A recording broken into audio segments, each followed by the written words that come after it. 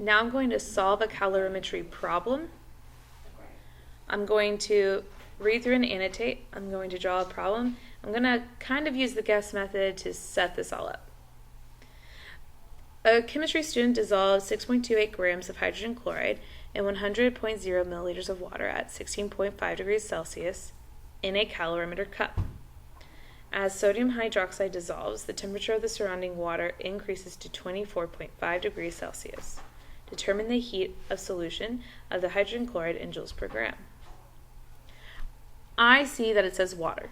Because it says water, I know I'm going to have to use Q of water equals mass of water, specific heat of water, and the change in temperature of water.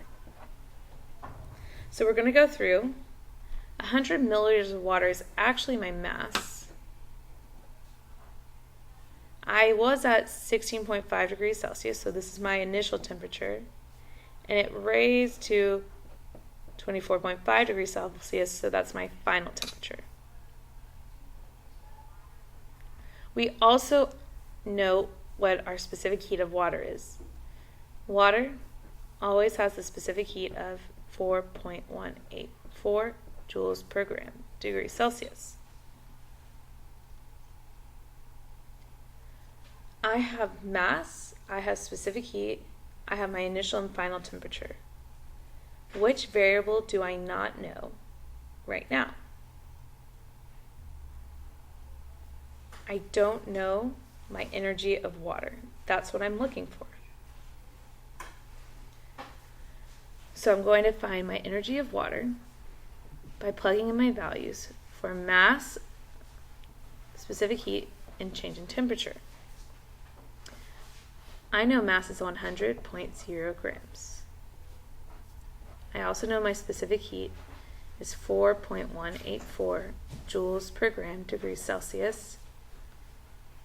My change in temperature equals my final minus initial, which equals 24.5 degrees Celsius minus 16.5 degrees Celsius, which equals 8 degrees Celsius.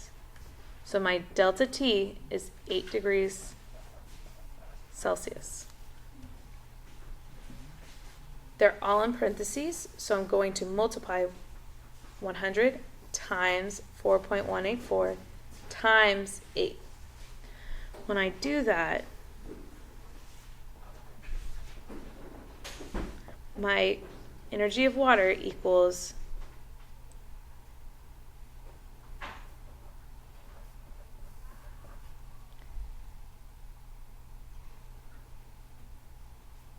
3,344 joules.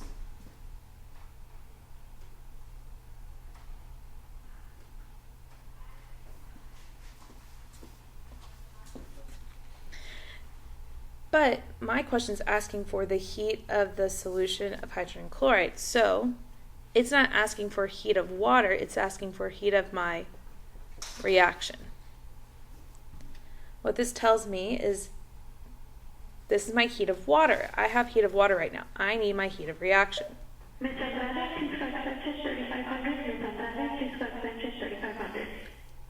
Heat of water equals negative heat of my reaction.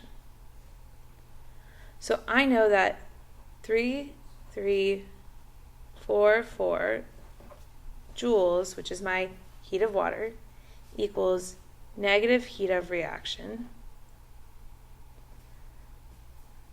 This means I'm going to have to divide both sides by a -1. So negative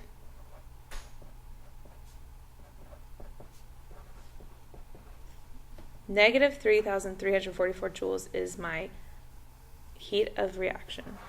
This will be my final answer.